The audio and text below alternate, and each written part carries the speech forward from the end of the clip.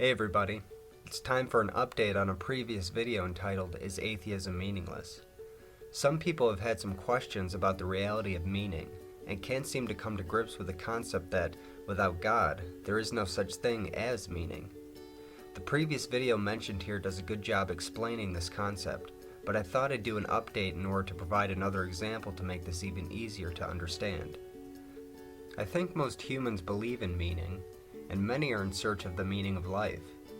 In a sense, we can compare this to the task of trying to find a needle in a haystack. These two different searches are actually very similar, and by comparing them we can make some great observations. You see, the haystack would represent the natural world, and the needle would represent the meaning to be found.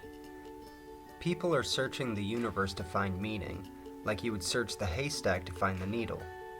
The problem with this is that if there's not an outside entity to place the needle in the haystack, then there's nothing to find, and the search is in vain.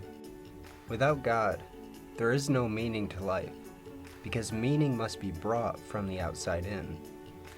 God must place meaning into the natural world, like one would place a needle into a haystack. The good news is that the fact that we can find any meaning in the world at all, that our very words have some meaning, or that we see a universe full of complex systems with purpose, just goes to show the necessity of an ultimate meaning.